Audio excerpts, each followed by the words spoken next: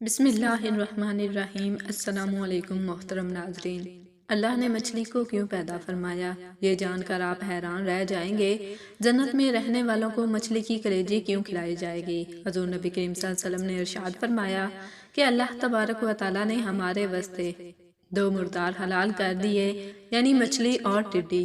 محترم ناظرین، مچھلی پانی میں پیدا ہونے والا مشہور جانور ہے اور اس کی بہت ساری اقسام ہیں اور ہر قسم کا علیحدہ علیحدہ نام ہے۔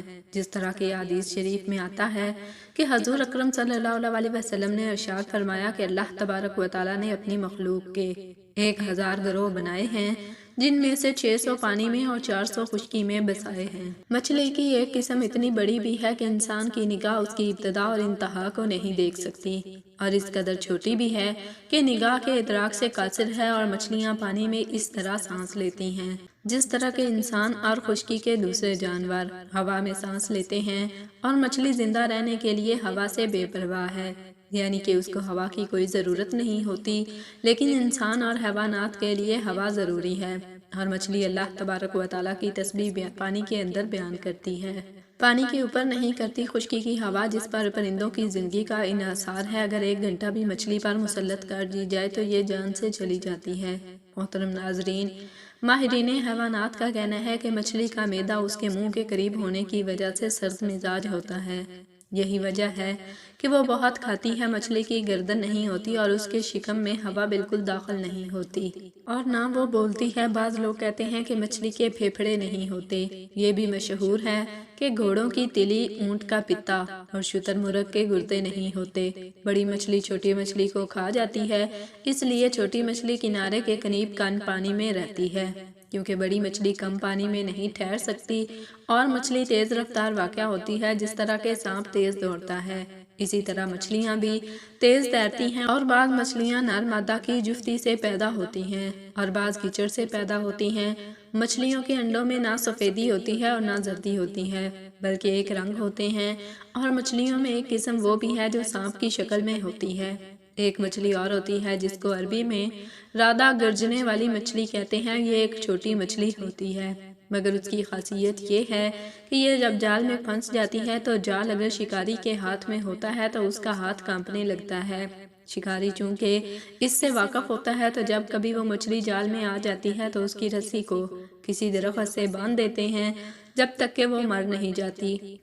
رسی کو نہیں کھولتے، اس لیے اس کے مرنے کے بعد اس کی خاصیت زائل ہو جاتی ہے۔ ناظرین گرامی، سائنسدان مچھلیوں کی اب تک 21,000 سے زائد اقسام دریافت کر چکے ہیں۔ ایک تحقیق کے مطابق مچھلی محض غذا نہیں بلکہ کئی امراض کا بہترین علاج بھی ہے۔ خاص طور پر روگنی مچھلیاں دوائی اثرات رکھتی ہیں۔ ان کے کھانے سے ایسے کئی امراض جن کا جسم کے مدافعتی نظام سے گہرا تعلق ہوتا ہے، بچاؤ بہت آسان ہو جاتا ہے۔ مچھلی میں جو روگنی تیزاب پائے جاتے ہیں وہ اومیگا 3 کہلاتے ہیں۔ یہ تیزاب جسم میں ایسے ہارمونی اجزاء کی تیاری کی روک دیتے ہیں جو ہر قسم کے امراض اور ان میں اضافے اور شدت کے سبب ہوتے ہیں۔ مچھلی کی روگنیات کی اہمیت اور افادیت کا احساس تقریباً 70 برس قبل ہوا تھا۔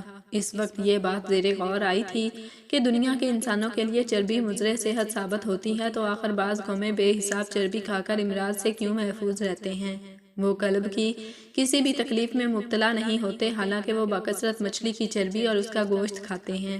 اس کے باوجود ان کے خون میں کولیسٹرول کی سطح نارمل ہوتی ہے۔ اس کی اصل وجہ یہ ہے کہ تمام سکیموں روزانہ جو سمندری غذائیں کھاتے ہیں وہ تمام کی تمام اومیگا 3 روگنی تجاموں پر مشتمل ہوتی ہیں۔ ساحلی علاقوں میں رہنے والے افراد امراض قلب کا شکار کم ہوتے ہیں، اس لیے کہ وہ مچھلی زیادہ کھاتے ہیں۔ مچھلی کم مقدار میں بھی قلب کو محفوظ کرتی ہے۔ چند اقسام کی مچھلیاں مختلف رنگ بھی پہچان سکتی ہیں، اور چند نامی مچھلی انسانی چہرے پہچاننے کی صلاحیت رکھتی ہے۔ مچھلیوں کے کان انسانوں کے کانوں کی طرح باہر نہیں ہوتے، بلکہ ان کے سر میں 2 سوراخ ہوتے ہیں جنہیں ایتھولیت کہا جاتا ہے۔ ان کے ذریعے آوازوں کو سنتی ہیں، جبکہ ان کی جلد پر موجود لیتھرا لائنز بھی انہیں دھیمی آوازیں اور پانی میں ہونے والی غیر معمولی حرکتوں کو محسوس کرنے میں مدد دیتے ہیں۔ الیکٹریکل ایک ایسی مچھلی ہے جسے ہاتھ لگانے سے 600 واٹ کا بجلی کا جھٹکا لگتا ہے۔ محترم ناظرین، مچھلی کا شرعی حکم یہ ہے کہ مچھلی اسلام میں حلال ہے، اور مچھلی کی تمام اقسام بغیر ذبح کیے ہوئے حلال ہیں، خواہ مری ہوئی ہو یا نہ ہو۔ موت کا ظاہری سبب موجود ہو یا جال میں پھنس کر یا ظاہری سبب موجود نہ ہو، ہر صورتحال میں حلال ہے، کیونکہ حضور صلی اللہ علیہ وسلم نے ارشاد فرمایا کہ اللہ تبارک و تعالیٰ نے ہمارے واسطے مردار حلال کر دیے، یعنی مچھلی اور ٹڈی، اور دو خون حرام کر دیے، یعنی جگر اور تلی۔ ناظرین، مسلم شریف کی ایک روایت ہے کہ حضور نبی کریم صلی اللہ علیہ وسلم سے ایک یہودی نے سوال کیا کہ جنتیوں کو جنت میں سب سے پہلا کیا کھانے کو ملے گا؟ حضور نبی کریم صلی اللہ علیہ وسلم نے ارشاد فرمایا، مچھلی کے کلیجے کا ٹکڑا۔ ناظرین، مچھلی کی تخلیق کے حوالے سے امام حاکم نے حضرت ابن عباس رضی اللہ تعالیٰ عنہ سے ایک روایت نقل کی ہے۔ انہوں نے فرمایا کہ اللہ تبارک و تعالیٰ نے سب سے پہلے قلم کو پیدا فرمایا، پھر اس سے کہا لکھ۔ قلم نے کہا لکھو۔ اللہ تبارک و تعالیٰ نے ارشاد فرمایا، تقدیر لکھ، تو قلم نے اس دن سے لے کر قیامت تک پیش آنے والے تمام حالات اور تمام چیزیں لکھ دیں۔ اور آپ رضی اللہ تعالیٰ عنہ نے ارشاد فرمایا کہ اللہ تبارک و تعالیٰ کا عرش پانی پر تھا اور پانی سے بھاپ اٹھی، اس نے آسمان بن کر ظاہر ہو گیا۔ پھر اللہ تبارک و تعالیٰ نے مچھلی کو پیدا فرمایا اور زمین کو اس پر بچھا دیا۔ زمین مچھلی کی پیٹھ پر تھی، مچھلی نے کروٹ بدلنا چاہی تو زمین ہلنے لگی، لہٰذا پہاڑوں کو پیدا کیا گیا، اور پھر یہ پہاڑ زمین پر غالب ہیں جس سے زمین نہیں ہلتی۔ حرکاب بن احبار رضی اللہ تعالیٰ عنہ کہتے ہیں کہ ابلیس جلدی سے اس مچھلی کے پاس پہنچا جس کی پیٹھ پر پوری زمین رکھی ہے۔ اس کے دل میں وسوسہ ڈالا کہ اے لوتھیا، اسے مچھلی کو مخاطب کرتے ہوئے کہا، تجھے کچھ خبر بھی ہے کہ تیری پیٹھ پر کتنے لوگ اور کتنے جانور، درخت اور پہاڑ وغیرہ ہیں؟ اگر تو ان سب کو جھاڑ کر اپنی پیٹھ سے گرا دے تو تجھے آرام مل جائے گا۔ لوتھیا نے جیسے ہی یہ ارادہ کیا، اللہ تبارک و تعالیٰ نے اسی وقت اس کے پاس ایک کیڑا بھیج دیا جو کہ اس کی ناک میں داخل ہو کر اس کے دماغ تک پہنچ کر مچھلی کی اس شدت تکلیف ہوئی کہ اللہ تبارک و تعالیٰ سے گریہ زاری کرنے لگی۔ اللہ تبارک و تعالیٰ نے اس کیڑے کو نکال دیا۔ حضرت کعب کہتے ہیں کہ اس ذات کی قسم جس کے قبضہ قدرت میں میری جان ہے، وہ مچھلی اس کیڑے کو اور وہ کیڑا اس مچھلی کو برابر دیکھتے رہے۔ اگر مچھلی پھر اس حرکت کا ارادہ کرے تو پھر کیڑا اسی طرح اس کے دماغ میں داخل ہو جائے گا جیسے کہ پہلے داخل ہوا تھا۔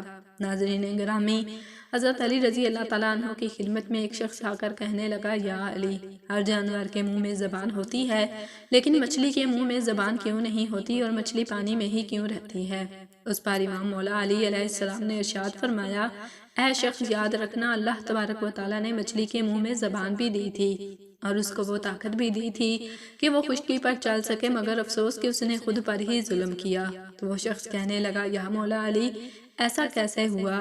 امام علی علیہ السلام نے ارشاد فرمایا کہ جب اللہ تبارک و تعالیٰ نے حضرت آدم علیہ السلام میں روح کو ڈالا اور یہ حکم دیا کہ ہر فرشتہ اس کو سجدہ کرے اور شیطان نے انکار کر دیا، اللہ تبارک و تعالیٰ کی نافرمانی کر کے یہ کہنے لگا کہ میں آگ سے بنا ہوں اور یہ تو مٹی کا بنا ہے، لہٰذا میں اس سے افضل ہوں، میں اس کو سجدہ نہیں کروں گا۔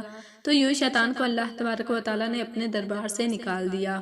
وہ بدصورت بن کر زمین پر جیسے گرا، انسان سے حسد اور نفرت کے ساتھ چیخنے لگا اور ہر کسی کو بتانے لگا کہ انسان اس زمین پر ظلم کرے گا۔